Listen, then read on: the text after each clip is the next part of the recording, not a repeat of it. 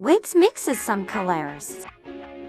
The Wiggles and their friends had been enjoying a barbecue, but it was getting late. It's bedtime for me. Young Jeff, we've got an early start tomorrow. That's right, agreed Dorothy, waving Gooby as she walked down the path towards her own house. We have an early show. Henry the octopus wagged a tentacle as he headed towards the sea, and Captain Feathersword gave a whistle. Her bed walks. Wiggs was fast asleep on the rock. He can stay the night. Smile, Murray. We'll make sure he gets to the show in the morning.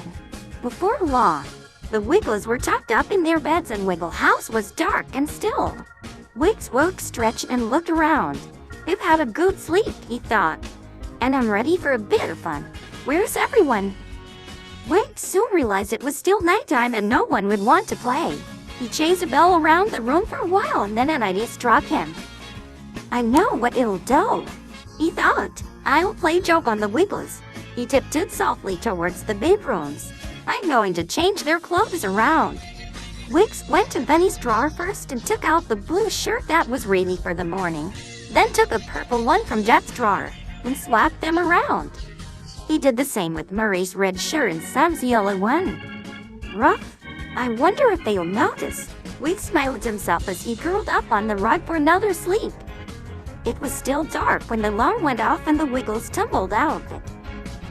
I'm glad we left our clothes ready for the morning, said Benny as he pulled on the purple shirt without realizing it was the wrong one. Wiggs opened one eye and gave a dog a chuckle when he saw the Wiggles were wearing the wrong shirts. Come, Wiggs, called Sam as he and the other Wiggles climbed into the big red car.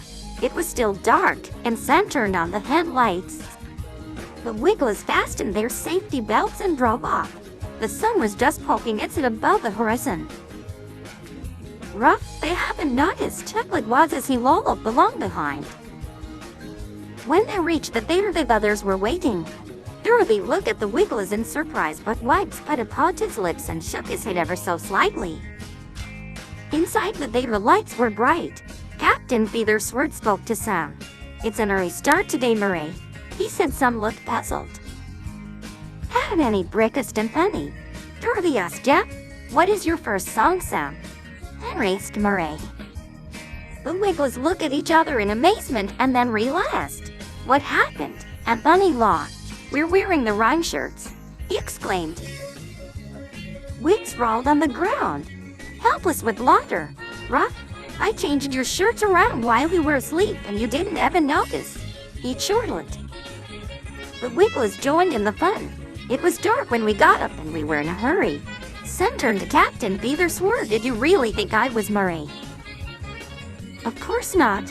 I was just going along with the joke. I knew you were Sam all the time. Did you think I was Honey? Jeff asked Dorothy. She shook her head. Of course I didn't. I recognized you by your face, not your clothes. It was a good joke, laughed Murray. I really wondered what was going on. But now we'd better change into our colors because the show is about to start.